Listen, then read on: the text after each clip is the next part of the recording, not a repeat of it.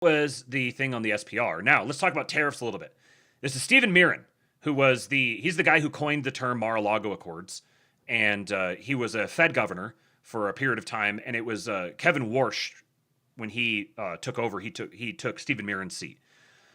So Miran says, finally, I'm able to say something about tariffs I wasn't able to say last year. I'll tell you why at the end of the thread. There's an article here. I'm not going to read the whole article. I'm just going to read the thread. But there was, this is from about a month ago in the Wall Street Journal.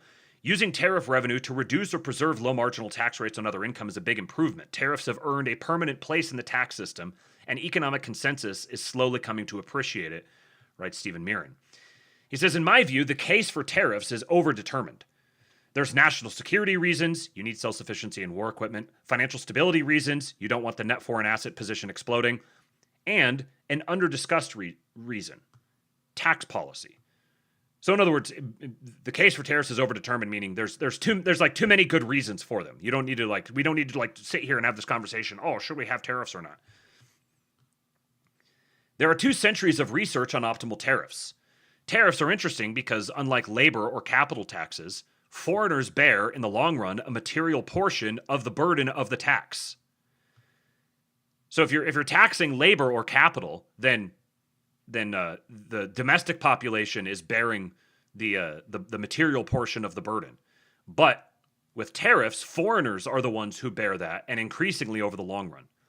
That means that when raising tariffs from low levels, overall national welfare, including revenue, increases. Eventually, the domestic share of distortions outweighs the benefit of revenue. The point at which this happens is called the optimal tariff. Sort of like it's like a Laffer curve for tariffs. Using traditional elasticity estimates, I calculated that in the long run, foreigners will bear about 70% of the burden of U.S. tariffs. My read of the literature is that the optimal tariff is somewhere between 10 and 40%. He's got a link here to a speech of his on the inflation outlook when he was Fed governor. I touched on this in my 2024 paper on trade because I cited the Handbook of International Economics chapter on the subject, and one of its authors is French. Le Monde asked them to respond to me after my nomination to the Council of Economic Advisors. They offered the standard response. Optimal tariffs work in theory, but not in practice because retaliation erodes the benefit of the revenue. However, I always expected that there wouldn't be much retaliation. Indeed, POTUS and the entire administration warned against it. At Hudson Institute, I emphasized that retaliation would make it more difficult to maintain the defense umbrella. In other words, we're going to institute these tariffs. If you want to economically retaliate against us, then you're not going to keep the same benefits of the American defense umbrella. The net result was very little retaliation against our tariffs. In fact, the president negotiated trade deals that involve our trading partners lowering their trade barriers and committing to invest in the U.S., effectively negative retaliation. So not only did they not retaliate, they actually said, more, daddy, give me more.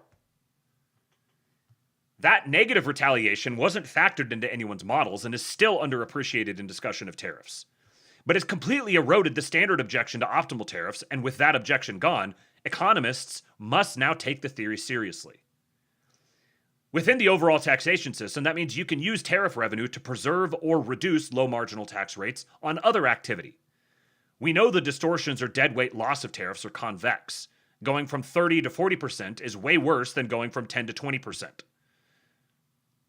So, in other words, you have your overall taxation system. And once you begin generating that tariff revenue, you can offset that the tax system. You can lower marginal tax rates on other things, income, sales, et cetera, et cetera. You can lower the tax rates on those things because you've now got this new source of revenue coming in, where now you're making foreigners. You're going to build the wall and make the foreigners pay for it. You're going to build the market and make the foreigners pay for it. Since optimal tariff rates are materially above near zero levels at the start of last year, raising tariffs toward optimal creates negative deadweight loss.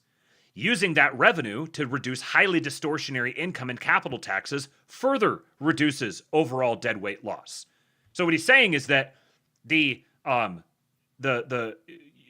tariff range here, we were below that. So moving to the tariff range is creating negative deadweight loss, and then you use that revenue to reduce income and capital taxes to get even less deadweight loss. The net effect is a big improvement in the tax system, and that's effectively what happened with using tariff revenue to offset the costs of the One Big Beautiful Bill Act's reforms. He missed a B in there. Research shows that lifetime marginal tax rates are already quite high, so the gains here are big. You can compare across the different types of tax rates because as long as you know you're starting below optimal tariff rates, you know incremental tariff change to overall national welfare is positive. So, because if you're starting below optimal tariff rates, that means you're losing on the tariff front because your tariffs are too low. So, as you move, we know this now, we've demonstrated this above, that moving toward the optimal tariff rate creates a net positive benefit to overall national welfare.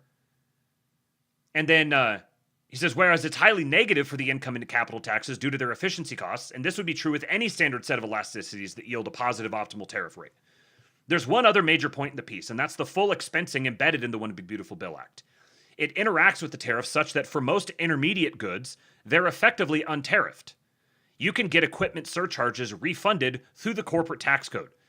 So, in other words, the benefits that they're giving to like to industry, the tax benefits, where they can fully expense all capital expenditures, I think for the first 5 years, starting last year.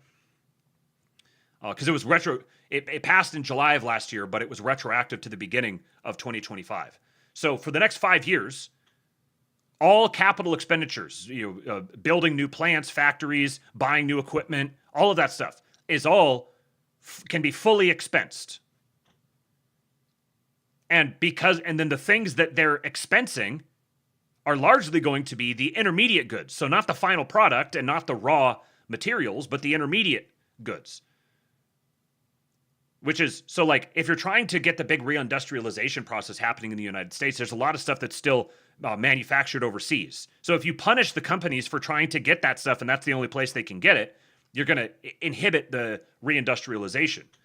But what they did is they created a network of taxes and tax exemptions such that those intermediate goods are effectively untariffed because you can fully expense the acquisition cost. That comports with standard economic wisdom that intermediate inputs should be untaxed while final goods should. Finally, why couldn't I say this last year? As I said, the case for tariffs is overdetermined. There are NatSec, financial stability, and tax reasons for doing tariffs. I find all of these persuasive. Like any of these on its own would be a justification for tariffs. The financial stability, the tax benefits, the national security benefits. However, the statutory justification for the tariffs last year was the national emergency of trade deficits via IEEPA. Given that IEEPA was litigated, it would have interfered with the legal case if I had said that tariffs were good for revenue and tax purposes, even if that's not actually the reason we gave in law for the tariffs. So I couldn't speak about revenue and taxation on the matter. But all of the economics is valid. And I think tariffs will be with us for good because just as the Biden administration saw the wisdom of keeping the tariffs from the president's first term, subsequent administrations will as well with the new tariffs. This is the great thing about tariff. Another great thing about tariffs is the fact that the government really, really hates to cut off its own revenue sources. So once you provide a highly efficient revenue source, the government is not going to let go of it. And it gets even better when you start using the external revenue service to fund the government versus the internal revenue service, which is essentially what he's hinting at throughout this.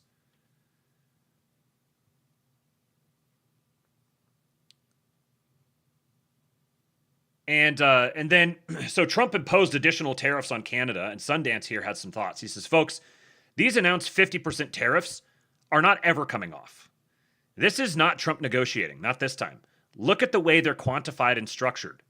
It's very obvious from the construct and details of this announcement that U.S. Trade Representative Jamieson Greer, Patriot, has completed a comprehensive review of the retaliatory action by Canada that followed the U.S. Section 232 tariffs on steel and aluminum.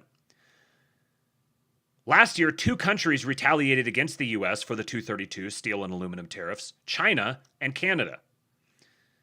The U.S. Trade Representative Office has now quantified the tariff and non-tariff barriers triggered by Canada in 2025, and Greer has provided President Trump with a financial quantification of the trade impact. The 3 Canadian retaliatory sectors highlighted include, first, alcoholic beverages, second, motor vehicles, and third, dairy products. These are the 3 segments quantified by U.S. Trade Representative Greer that form the basis for the U.S. to retaliate with countervailing duties. Effective 30 days from now, August 16, 2026, President Trump has established a 50% tariff rate against a wide variety of Canadian imports. And these are not like the emergency tariffs that he applied because of trade imbalance through IEEPA. Those were the ones, they went through the whole Supreme Court thing and they were like, okay, you can't use tariffs this way anymore. You actually have to go through this route. This is that route. There is no legal justification for stopping or changing or anything these tariffs. Essentially 3 major annexes, he's got the links for them, bolstered by last year's decision by the U.S. Supreme Court that empowers the executive to issue specific reciprocity and protectionist or non-income-oriented tariffs. That was one of the things they said. You can't generate. Only Congress has the ability to generate revenue. Only Congress can generate revenue through taxes. So you can't impose a tariff if the purpose of it is generating income. But there is explicitly defined and reinforced by the Supreme Court that the executive can issue specific reciprocity and protectionist tariffs. With the quantification completed by Greer, Trump turns to the authority of Section 338. Section 338 authorizes the president, if he determines it will serve the public interest, to offset any burden or disadvantage placed on the commerce of the United States by an unequal imposition or discrimination by a foreign country, by specifying and declaring additional duties not to exceed 50% ad valorem, or its equivalent, and not to take effect earlier than 30 days after the president's proclamation finding that a foreign country imposes an unreasonable charge, exaction, regulation, or limitation that is not equally enforced on the like articles of every foreign country, or discriminates in fact against U.S. commerce in a way that places the commerce of the United States at a disadvantage compared to the commerce of any foreign country. Section 338 also authorizes the president to suspend, revoke, supplement, or amend any proclamation under Section 338 whenever the president deems that the public interest requires such action.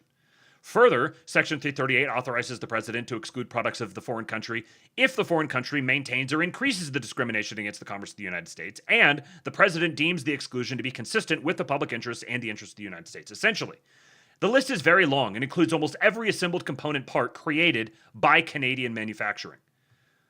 We can surmise the baseline as part of the non-negotiable trade calculation done by President Trump and Greer that will carry forward into any further trade agreement inside or outside the USMCA construct. Meaning, if the trilateral agreement holds, the USMCA, these valuation targets will be part of the expectation from the USA side of the discussion toward Canada.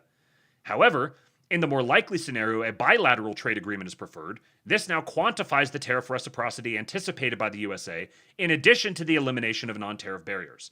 Canada will pay this amount, regardless of what they end up trying to negotiate. The revenue generated by these tariffs is permanent. So there's a lot of ways, he summarized it very well at the end, but basically, USMCA is going to be renegotiated. It's going to be updated. And the USA says, here's what you're going to update to if the USMCA is going to hold. If the USMCA does not hold, then the United States and Canada are then going to negotiate bilaterally, and this is going to be what the USA wants.